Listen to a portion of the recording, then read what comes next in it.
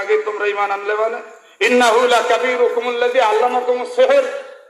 আর তোমরা যে মূসাকে মুরব্বি মানলে, সেই মূসাই তো তোমাদেরকে জাদু শিক্ষা দিচ্ছে। নাউজুবিল্লাহ বলেন না কেন? ফেরাউন এবার চক্ষু গরম করে বলছে ফালাউ কাত্তিআন্না আইদিয়াকুম ওয়া আরজুলাকুম মিন খিলাফিন। খবরদার, বাঁচতে যদি চাও আমার হুকুম মানো। আমি কিন্তু বলছি তোমাদেরকে অবশ্যই আমি বিপরীত দিক থেকে হাত কাটবো, পা কাটবো। ওয়ালাউ সাল্লিবান্নাকুম ফি জুযুইন নাখল। আর আমি তোমাদেরকে খেজুরের কাণ্ডে শুলি দণ্ডে দিব। তোমরা বুঝতে পারবা। ওয়ালা তাআলামুন্না আইয়ুনা আশাদ্দু আযাবান ওয়া আবকা। এই মাইকের আওয়াজ কমান, এটা কানের মধ্যে লাগে, উল্টা দিয়েছে মাইকের আওয়াজ কমান। এত সাউন্ড রিপ্লাই হলে তো মুশকিল। এই ভিতরের দুই মাইকের আওয়াজ বাড়ান। আমার ভিতর ঠিক থাকা দরকার। কি কথা বলেন না কেন, ঠিক কিনা? এই দুইটা বাড়ান, আপনি বাইরেরটা বন্ধ করেন প্রয়োজন। উল্টা আওয়াজ দিচ্ছেন কেন? খেয়াল করে শোনেন, মাইকের আওয়াজ একদম প্রয়োজনে কমায় দেন, উল্টা আওয়াজ যেন না আসে। সম্মানিত উপস্থিতি, বলতেছে অবশ্যই তোমরা জানতে পারবে হে জাদুকরের দলেরা, আমাদের উভয়ের মধ্যে কঠোর শাস্তি দানের স্থায়িত্বের দিক দিয়ে মজবুতকে তোমরা জানতে পারবে। জাদুকরদের ইমানের মধ্যে আগুন জ্বলে উঠেছে। আয়াতটা শোনার আগে একটু জোরে সোরে কি জবান খুলে বলা যাবে আল্লাহু আকবার? জাদুকররা বলতেছে ক্বালু লান নুসিরাকা আলা মা জানা মিনাল বায়িনাত। এই ফেরাউন, আল্লাহর নিদর্শনাবলীর উপরে কখনোই আমরা তোমাকে প্রাধান্য দিতে পারি না, তুমি ভণ্ড খোদা। আল্লাযী ফাতারানা, যিনি আমাদেরকে সৃষ্টি করেছেন সেই সত্তার উপরেও তোমাকে আমরা প্রাধান্যতা দিতে পারি না। ফাকবিমান তাকাত, তোমার যা ইচ্ছা তাই তুমি বিচার করতে পারো, আমাদের কোনো আপত্তি নেই। কিন্তু ঈমান নিছি তো নিছি, ঈমান আর ছাড়বো না। একটু জোরে কোন আল্লাহু আকবার।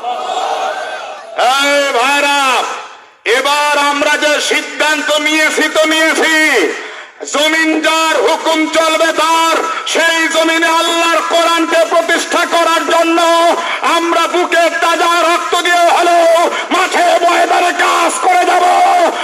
একদম দীপ্ত শপথ গ্রহণ করতে, জীবন দিতে প্রস্তুত করতে কারা কারা রাজি আছে? আল্লাহু আকবার বলে হাত তুলে আল্লাহর দেখাও। এই হাত যেন ঠিক থাকে। সম্মানিত যুবকেরা, কলিজার টুকরা মুরব্বীরা, আমার রবের জমিন, সেই জমিনে আমি নামাজ পড়ব, ঈমান নিয়ে কাজ করব, আল্লাহ তাআলার কোরআনের কাজ করব। তোমার যদি খারাপ লাগে তুমি আল্লাহর জমিনের বাইরে চলে যাও। কথা বলেন না কেন? একটু আওয়াজ করে বলেন জমিন কার? যারা বললো না এরা আল্লাহর শত্রু, জবান খুলে বলেন জমিন কার? হুকুম চলবে কার? চলে কার? হ্যাঁ, আল্লাহ। আল্লাহর হুকুম পার্লামেন্টে একটাও তো নেই। সব মিস্টার আব্রাহাম লিঙ্কনের তৈরি করা মতবাদ দিয়ে এই সমস্ত অবস্থানগুলি আমাদের মধ্যে চাপিয়ে দিচ্ছে। আফগানিস্তানে ইমারতে ইসলামিয়া কায়েম হয়েছে। চরমনায়ের পীর সাহেব হুজুরকে সাংবাদিক মহিউদ্দিন খান প্রশ্ন করলো, আপনারা কি বাংলাদেশটাকে আফগানিস্তান বানাতে চান? চরমনায়ের পীর সাহেব হুজুর যদিও নরম করে উত্তর দিয়েছে, আমি থাকলে সেইখানে আমি অন্তত শক্ত করে বলতাম আমরা আফগানিস্তান বানাতে চাই না। আর আফগানিস্তানও আফগানিস্তানের মতো না। আফগানিস্তান যেভাবে আফগানিস্তান হয়েছে আমরা ওইভাবে বাংলাদেশটা শুধু নয় সারা পৃথিবী করতে চাই।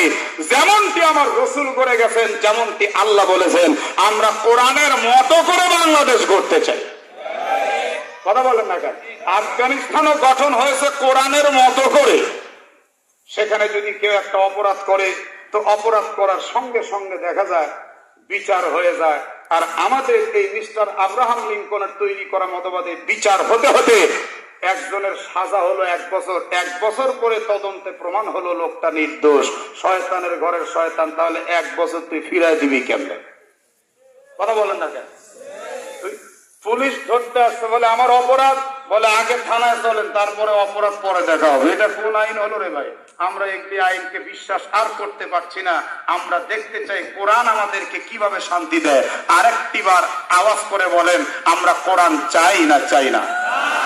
আমি একজনকে বললাম, আপনি নামাজ রোজা হজ জাকাতে বিশ্বাস করেন? তো বলো অফকোর্স, আমি একজন মুসলিম হুজুর, আপনি বলেন কি? তো বললাম যে কোরআনের মধ্যে 500টি বিধান সম্বলিত আয়াত আছে, এই বিধান সম্বলিত আয়াত দিয়ে আমাদের রাষ্ট্র ধর্ম সবকিছু যদি পরিচালিত হয় তাহলে কেমন হবে? বলে হুজুর আপনি এখনো সেকালে পড়ে আছেন, এই কোরআনের আইনের শাসন ছিল সেই মদিনায় নবীর জামানায়, এখন এ জামানায় কোরআনের আইন দিয়ে শাসন আর মানা যায় না। আপনারা যারা আল্লাহর বান্দা আছেন একটু চিৎকার করে কি বলা যাবে? যে ব্যক্তি নামাজ রোজা হজ জাকাতের স্বীকৃতি দেয়, উমরা করে, হজ করে, কুরবানি দেয়, কিন্তু কোরআনের শাসনকে অস্বীকার করে, ওই লোকটা কি আর মুসলমান আছে? দাবি তো করে মুসলমান, উমরাও তো করে। সম্মানিত ভাইরা আমার, ফেরাউনের এই কথা শুনে জাদুকররা একদম জ্বলে উঠল আর বলল, ইন্নামা তাকদি হাদিহিল হায়াতাদ দুনিয়া। ফেরাউন রে, তুমি মূলত আমাদেরকে দুনিয়ার জিন্দেগিতে শাস্তি দিতে পারবে, তোমার ক্ষমতা ক্ষণস্থায়ী। একটু জোরে বলেন তো, ক্ষণস্থায়ী না চিরস্থায়ী? ফেরাউন রে, আমার রব কিন্তু আজলি আবদি, তিনি ছিলেন, তিনি আছেন, তিনি থাকবেন। ফেরাউন, আমার রব দুনিয়াতেও শাস্তি দিতে পারেন, আখিরাতেও শাস্তি দিতে পারেন। তোমার মতো নেতা কাল হাসরের ময়দানে একেবারে 0 পয়েন্টে থাকবে, তুমি নিজেই তাল পাবে না, তুমি কোথায় যাবে? সেই দিন তোমার চেলা চামুন্ডার তো কোনো হিসাবই থাকবে না। ভাইরা আমার, ক্ষমতার অবস্থাটা আমি আপনাদের সামনে একটু বর্ণনা করি। আল্লাহর একজন ওলি জঙ্গলের মধ্যে আল্লাহর নামের জিকির করে, ওই এলাকার একজন বাদশাহ প্রধানমন্ত্রীকে হুকুম দিয়েছে, আমি হরিণ শিকার করতে যাব, আমার 1 কিলোমিটার আগে তুমি অবশ্যই মানুষকে ঘোষণা দিতে থাকো যেন রাস্তা পরিষ্কার থাকে। এই প্রধানমন্ত্রী একটা সঙ্গা নিয়ে ঘোষণা দিতে দিতে চলে যাচ্ছে। সঙ্গা চিনেন তো? এখন তো আর মাইক নাই, আগেকার সময়ে এইরকম একটা টিনের জিনিস বানিয়ে ঘোষণা দেওয়া হতো। মুরব্বীরা দেখছেন না এরকম? আমার ছোটবেলা দেখছে। আপনারা ওইটাকে কি বলেন? হরেন, হরেন, ঠিক আছে। আমাদের নাটোরে চোঙ্গা। প্রধানমন্ত্রী জঙ্গলে 1 কিলোমিটার আগে যাচ্ছে আর বলছে রাস্তা পরিষ্কার করো, বাদশা নামদার আসছে, হরিণ শিকার করবে, রাস্তা ক্লিয়ার। এখন জঙ্গলের রাস্তা কি বিশাল হয়? বিশ্ব রোড হয়?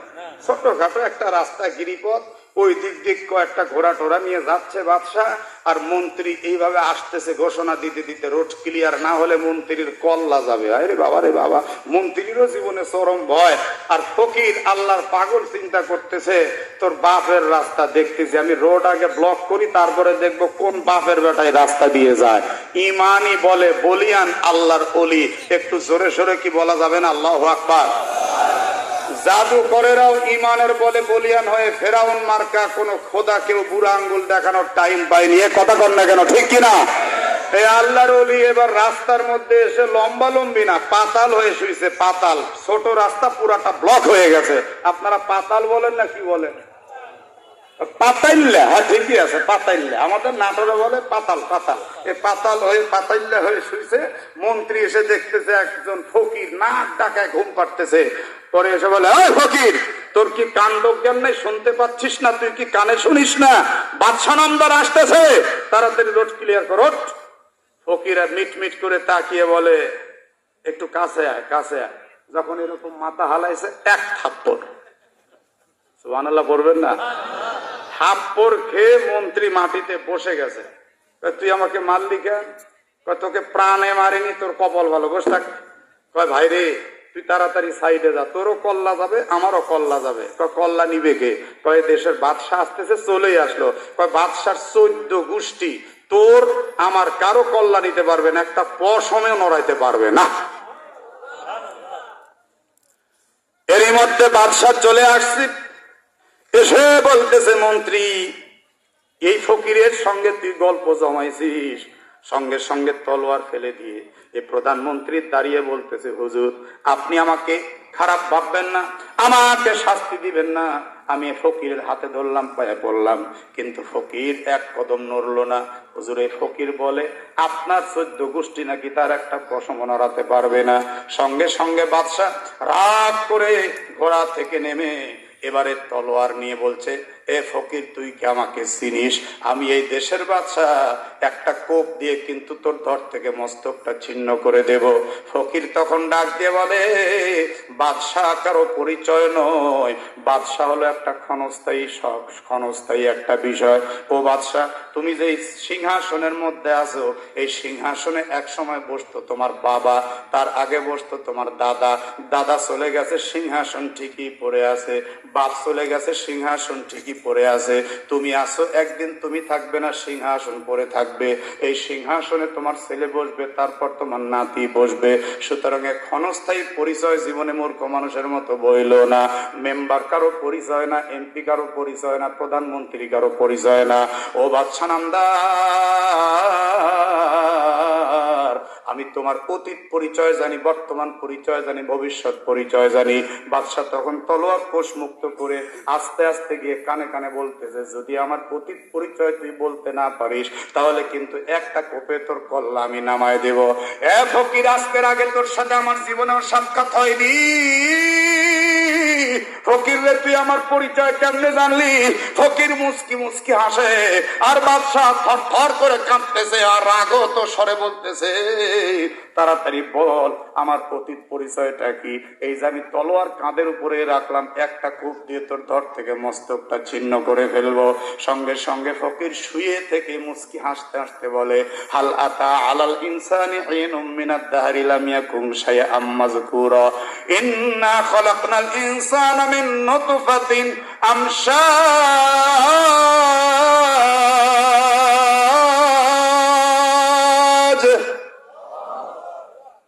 এ বাচ্চা, তোমার অতীত ছিল এক ফোঁটা নুতফা, এক ফোঁটা নাপাক পানি। এই নাপাক পানি তোমার মায়ের রেহেমের মধ্যে যখন গেছে, ধীরে ধীরে এটা রক্তে পরিণত হয়েছে, তারপরে গোশতের টুকরা, তারপরে আবার হাড়ের ছাউনি, হাড়ের ছাউনির উপরে গোশতের ছাউনি, তারপরে আস্তে আস্তে তোমার অঙ্গ প্রত্যঙ্গ, তারপর রব্বুল আলামিন দয়া করে তোমাকে রূহ দান করেছেন। বাদশারে, যে এক ফোঁটা নুতফার কারণে তোমার মা বাবার কিন্তু গোসল পর্যন্ত ফরজ হয়ে গিয়েছিল। রে বাদশা, তুমি এত অহংকার কেন করো? তোমার তো অতীত ছিল মাত্র এক ফোঁটা নাপাক পানি, এটাই একমাত্র তোমার অতীত পরিচয়। এতটুকু বলার পরে বাদশার তলোয়ারটা হাত থেকে পড়ে গেছে, চোখের পানি ছেড়ে দিয়ে বাদশা টুকরে টুকরে কান্দার বলে, বাবা, কথা তুমি ঠিকই বলছো, সত্যি তো আমার অতীত পরিচয় মাত্র এক ফোঁটা নাপাক পানি। ফকির মুস্কি মুস্কি হাসার বলে, বাদশা, এক ফোঁটা নাপাক পানির সৃষ্টি তুমি, তাহলে এত কিসের অহংকার করো? বাদশা কারো পরিচয় নয়, প্রত্যেকের অতীত পরিচয় এক ফোঁটা নাপাক পানি। কিসের এত অহংকার করো? তুমি কালো, তুমি ফর্সা, রক্ত বের হলে দেখো সবার রক্তই লাল। কথা বলেন না কেন, ঠিক কিনা? রে আল্লাহর বান্দারা, এবার বাদশা টুকরে টুকরে কানতে কানতে ডাক দিয়ে বলে, ফকির বাবা, আমি এত বড় জালিম, আমার কাছে মানুষ যখন আসে, সামনে হাত জোর করে কুর্নিশ করে, আমার কাছে মাথা নত করে, আমাকে দেখে থরথর করে কাঁপতে থাকে, আমার কথার বাইরে গেলে আমি একটা কোপ দিয়ে তার কল্লা ফেলাই দিই। আর আমার কাছে মানুষ টাকার জন্য আসে, ট্যাক্সের টাকা দেওয়ার জন্য আসি। আমি কারো সঙ্গে জীবনে ভালো ব্যবহার করিনি, আমাকে ভয় করে জীবনে কেউ কোনোদিন ভালো আচরণ পর্যন্ত করা দূরের কথা, আমার সঙ্গে কেউ চোখ তুলে কথা বলতে পারেনি। ও ফকির বাবা, তুমি আমার জ্ঞান চক্ষুটা খুলে দিলে, বলো আমার বর্তমান পরিচয় কি? তুমি তো আমার 3টা পরিচয় দিতে চেয়েছো, অতীত পরিচয় পাইলাম, বর্তমান পরিচয়টা একটু জানতে চাই। বলে, তোমার বর্তমান পরিচয় তুমি একটা নাপাক বহনকারী গাড়ি। বলে, বুঝলাম না রে বাবাজি। বলে, নাপাক বহনকারী গাড়ি মানে তুমি বুঝো না তুমি কেমন বাদশা। খেয়াল করে দেখো, তোমার মাথা থেকে পা পর্যন্ত শরীরে রক্ত দিয়ে ভরা, যে রক্ত একটু বের হয়ে গড়িয়ে পড়লে উজু নষ্ট হয়ে যায়। কথা বলেন না কেন? যেই রক্ত ছাগল, ভেড়া, উট, দুম্বা, গরু আর একটা মুরগিও জবাই করে দিয়ে আমরা রক্ত প্রবাহিত করে দিই, কারণ রক্ত খাওয়া হারাম।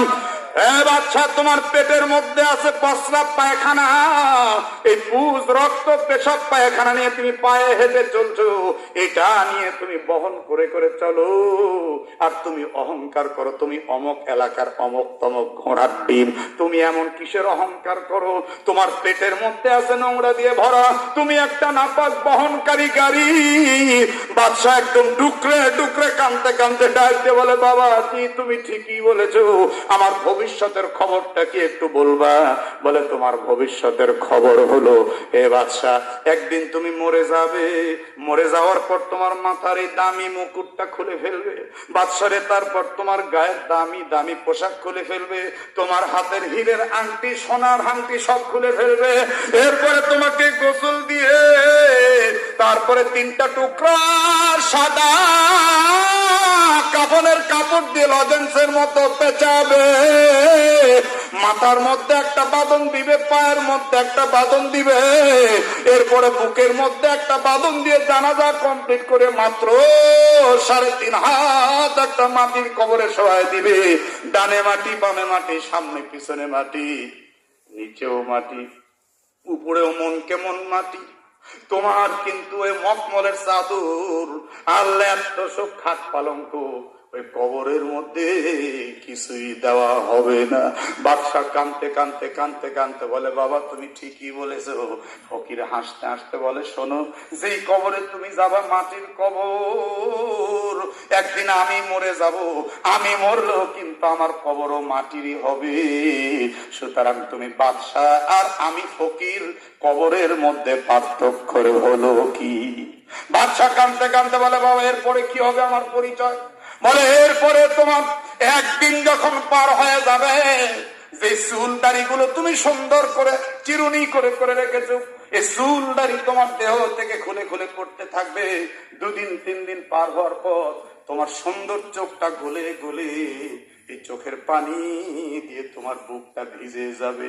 এরপরে 5-6 দিন যখন পার হবে রে বাদশা, তোমার পেটটা ফুলে ফেটে যাবে, শরীরের গোশতগুলো পচে পচে খুলে পড়তে থাকবে, আর পোকাগুলো কিলবিল কিলবিল করে কামড়িয়ে কামড়িয়ে তোমার গোশতগুলো খেয়ে শেষ করে দিবে। শেষ পর্যন্ত তোমার কঙ্কাল হাড্ডিটা পড়ে থাকবে, একটি সময় হাড্ডিটা পর্যন্ত মাটিয়ে খেয়ে ফেলবে। বাদশারে তোমার অদূর ভবিষ্যৎটা হলো, তুমি যদি নেক আমল করতে পারো তাহলে তোমার কবরটা ভালো হবে, বরজখটা আখিরাতটা ভালো হবে। আর যদি তুমি জালিম হও, জনগণের উপরে যদি জুলুম করো, আমল যদি ঠিক করতে না পারো, তাহলে তোমার কবর থেকে মুগুর দিয়ে পিটন শুরু হয়ে যাবে। বাদশাহ তুমি নিজেই চিন্তা করে দেখো তুমি এখন করবে কি? এতটুকু বলার পরে বাদশাহ একটা চিৎকার দিয়া জ্ঞান হারিয়ে গেল। মন্ত্রীরা এবং সৈন্যরা আশপাশ থেকে চিৎকার করে বলে, হুজুর আপনি ছাড়া যে আমাদের কেউ নাই। এই বাদশাহ যখন জ্ঞান হারাইছে, পাগল তখন ডুকরে ডুকরে হাসতে হাসতে বলে, এত বড় ক্ষমতাসীন বাদশাহ কথায় কথায় কাল্লানে। ওই বাদশাহ কানতে কানতে অজ্ঞান হয়ে যায়। কেমন বাদশাহ অজ্ঞান হয়? সুবহানাল্লাহ পড়েন না? মুখের কাছে দিয়ে বাদশাহ এত ক্ষমতা, পাগলামি করতে যার বলতেছে অজ্ঞান হইলা কেন? আমার বলে কাল্লানি বা? এ বাদশাহ এখন তুমি কোথায়? কি বলেন, আমাদের কি যাওয়া লাগবে না? কথা বলেন না কেন, যাওয়া লাগবে না? কতক্ষণ ক্ষমতা? সম্মানিত ভাইয়েরা আমার, বাদশাহ অজ্ঞান হয়ে গেল। আর ওই দিকে ফেরাউনের বাহিনী পোলটি খাইল। মনে আছে না? নাই মনে আছে? আচ্ছা, বাকি ওয়াজটুকু আমি করব। একটা লোক নড়তে পারবেন না, চুপচাপ বসে থাকবেন।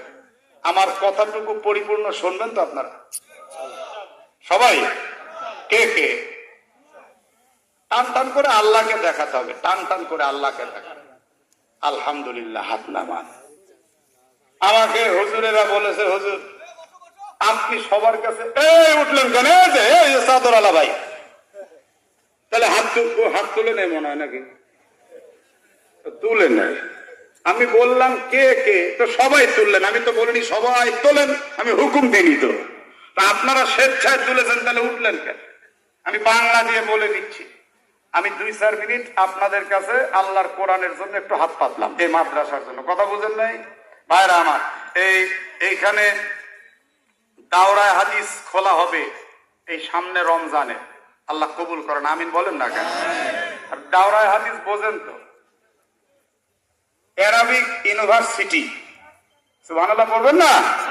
অ্যারাবিক ইউনিভার্সিটি আপনাদের এইখানে হতে যাচ্ছে। আবারও একটু জবান খুলে বলুন আল্লাহুম্মা আমিন।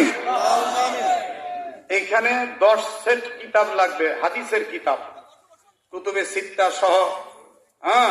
10 সেট কিতাব লাগবে, এক এক সেট 10,000 টাকা দাম। কত দাম? আপনি মরে যাবেন, ওই যে হাদিসের কিতাব পড়ে যে আলেমগুলো তৈরি হলো, ওই আলেমরা আরো হাজার হাজার লাখো ছাত্রকে হাদিসের দর্শ দিবে। আপনি মরার পরেও কবর থেকে সওয়াবগুলো পেতেই থাকবেন। এমন কোন আল্লাহর বান্দা কি আছেন মায়ের জন্য, বাপের জন্য বলতে পারেন যে হুজুর, অথবা নিজের জন্য, ব্যবসা বাণিজ্যের বরকতের জন্য এক সেট দাওরা হাদিসের কিতাব রমজানে আপনি দিবেন? আছেন কেউ? কারো দিল কি নরম হয় যে হুজুর ইনশাআল্লাহ 10টা সেট তো লাগবে, আমি একটা সেটের নিয়াত করলাম? কেউ কি আছেন বাবা? এই যে কবরের কথা শুনলে, একদিন সবাই আমরা চলে যাব, কেউ কিন্তু থাকবো না, এটাই সত্য। আপনি বিশ্বাস করেন আর না করেন, যাওয়া কিন্তু সত্য। যাওয়া সত্য না? যাওয়া সত্য, যেতেই হবে। আপনি দিবেন? বাবা নাম জনাব জামাল হোসাইন। আজকের মাহফিলের বিশেষ মেহমান, শুধু চট্টগ্রাম থেকে তিনি এসেছেন। এক সেট দাওরা হাদিসের কিতাব উনি দিবেন। 10,000 সামথিং হতে পারে, যেহেতু বাজার কম বেশ হয়তো, কি বলেন তাই না? এক সেট দিবেন। আচ্ছা, জনাব জামাল সাহেব না চট্টগ্রাম থেকে আসছেন? লিল্লাহে তাকবীর। জনাব জামাল সাহেব চট্টগ্রাম থেকে এসেছেন, আপনাদের মেহমান। তিনি মাদ্রাসায় এক সেট দাওরায়ে হাদিসের কিতাব দিবেন।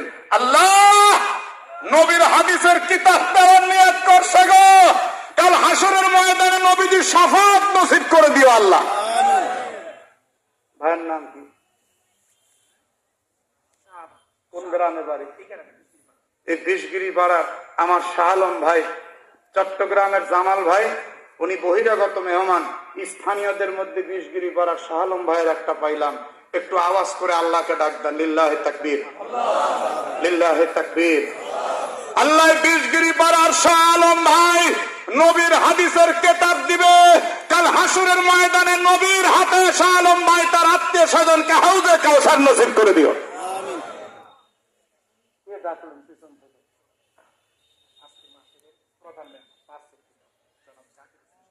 আল্লাহু আকবার।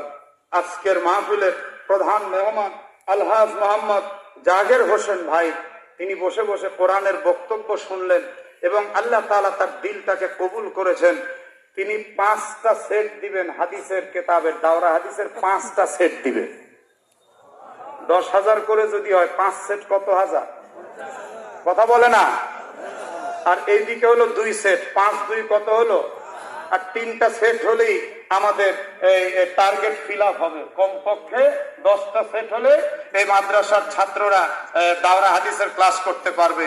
একটু জোরে সোরে একটু আমার রবকে খুশি করার জন্য রবকে সকলে ডাক দিব, লিল্লাহে তাকবীর, লিল্লাহে তাকবীর। জনাব আলহাজ মোহাম্মদ জাকের হোসেন আজকের প্রধান মেহমান, তিনি দিবেন 5 সেট হাদিসের কিতাব। আল্লাহ প্রধান মেহমান সাহেবকে আপনি নেক হায়াত দারাজ করেন, ইয়া রাব্বাল আলামিন। দুনিয়া আখিরার বরকত নসিব করেন। যেই টাকা দিয়ে তিনি এই জান্নাতের বাগানে এবং মাদ্রাসার হাদিসের কিতাব কিনে দিতে চাইলেন, সেই টাকার চাইতে কোটি কোটি গুণে আপনি দুনিয়া আখিরে বরকত দিয়েন, ইয়া রাব্বাল আলামিন। কাল হাসরের ময়দানে যখন মানুষগুলো হা হুতাশ করে দৌড়ে দৌড়ে ঘুরতে থাকবে। সেই সময় জনাব জাকের হোসেন ভাই এবং তার আত্মীয় স্বজন সবাইকে আপনি আপনার আরশের মেহমান কবুল করে নিয়েন। জোরে জোরে বলুন আমিন। আর কেউ আছেন? আর 3টা সেট হলে আমাদের টার্গেট ফিল আপ হবে। 7 হলো 8 নম্বর। 8 জান্নাতের নিয়ামত দিয়ে আল্লাহ যেন ধন্য করেন। 8 নম্বর কে আছেন? এ বরকতি সংখ্যাটা পূরণের জন্য বলতে পারেন, হুজুর আমি একটা সেট কিতাব দিব, মাত্র 10,000 টাকা। এক সময় মানুষ 10,000 দিয়ে পুরো গরু কিনে ফেলছে, জমি কিনে ফেলছে বিঘাকে বিঘা। কথা বলেন না কেন, ঠিক কিনা? কিন্তু এখন যারা লাখপতি কোটিপতি তাদের কাছে 10,000 টাকা কোনো বিষয় না। সুতরাং 8 নম্বরে একজন মানুষ আমি দেখতে চাই, আল্লাহ যেন তাকে 8 জান্নাতের নিয়ামত দিয়ে ধন্য করেন। কে আছে? কার দিলটা নরম হবে আমি জানি না। আল্লাহ 8 নম্বরে একজনকে আপনি কবুল করেন। আছেন কেউ ভাই? কত টাকা কত পয়সা কত ভাবে নষ্ট হয়ে যায়। 8 নম্বরে একটা ভাই কেউ হতে পারেন, কারো দিলটা কি নবী আলাইহিস সালামের জন্য, নবীর হাদিসের জন্য, হাদিসের কিতাব কেনার জন্য। নিজে আলেম হতে পারেননি, সন্তানদের আলেম বানাতে পারেননি, আলেম হবে তাদের সহায়তার জন্য হাদিসের কিতাব কিনে দিবেন, আপনিও সওয়াব পাবেন।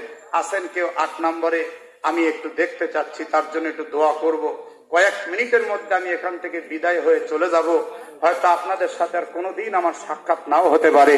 ও আমার ভাইয়েরা, আর কেউ আছেন? আমি আর কাউকে কি দেখতে পাবো না? তবে আল্লাহর কাছে আমি আবেদন জানালাম, আর 3টা সেট আল্লাহ যেন হাজার হাজার মানুষের ভিতর থেকে ব্যবস্থা করে দেন। একটু জোরে সোরে কি বলা যাবে আমিন? আল্লাহ তুমি কবুল করে নিও, জোরে সোরে বলেন আমিন।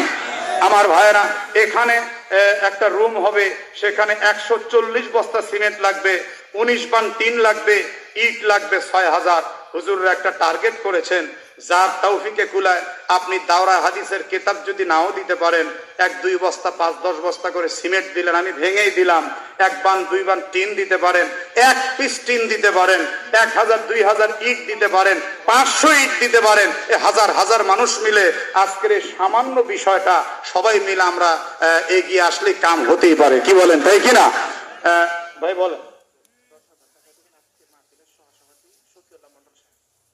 শফিউল্লাহ মন্ডল সাহেব আজকের মাহফিলের সম্মানিত সহসভাপতি, উনি 1 সেট কিতাবের দাম 10,000 টাকা দিবেন। একটু লিল্লাহে তাকবীর। আল্লাহ জনাব শফিউল্লাহ